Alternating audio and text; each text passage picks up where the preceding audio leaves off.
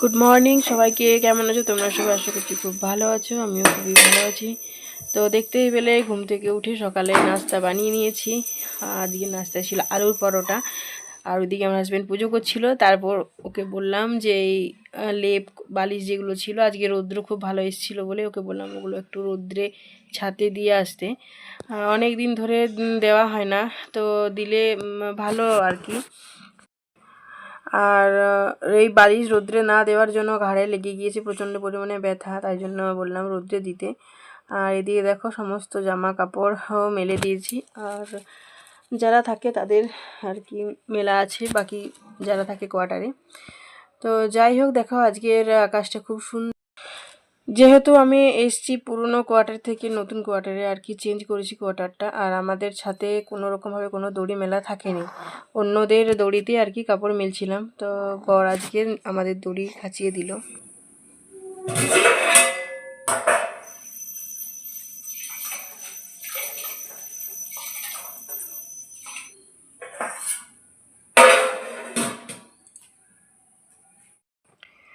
তারপর ছাদের থেকে এসে নিচে এসে এখানে আমি রান্না চাপিয়ে দিলাম, ওইদিকে দুধ গরম করে নিয়েছি, এদিকে ভাত চাপিয়ে নিলাম। আর তারপর আমি এখানে আলু সেদ্ধ করছি, আর এখানে সম্ভবত আমি চা বসালাম। অনেক সকাল করে যেহেতু রান্না চাপিয়েছি, তো একটু চা খেতে ইচ্ছে করছিল। প্রায় ওই 9টা বাজে হয়তো। যাই হোক, ব্রেকফাস্ট করে নিয়েছি। আর ওইখানে দেখো আমি আলু মাখা করছি, মানে আলু ভর্তা বানাবো, আর এদিকে আমি চা বানিয়ে নিচ্ছি। তো আমার হাজব্যান্ডকে আমি ডাকলাম ওইদিকে হেল্প করার জন্য, কেননা অনেকটা বেলা হয়ে যাচ্ছিল, রান্নাতেও দেরি। আর যেহেতু আমার শরীরটা খুব একটা ভালো থাকেনি, তো আমি তাড়াহুড়ো করে এতগুলো কাজ করতেও পারছিলাম না। দেখো ও এদিকে চলে এসছে, এইদিকে এসে আমাকে এখানে হেল্প করছে, পেঁয়াজ কেটে দিচ্ছে, আর ওর সাথে আমি কথা বলছি। আর আমাদের ড্রেস দুটো একই রকম ম্যাচও করে গিয়েছে। তো যাই হোক, যদিও বা আমরা ম্যাচ করে পরিনি, যাই হোক, এদিকে আমি ওকে বলছিলাম যে কিভাবে কি দেবে না দেবে, আর ওইদিকে সব পরিষ্কার করছিল আর আলু মাখা করছিল।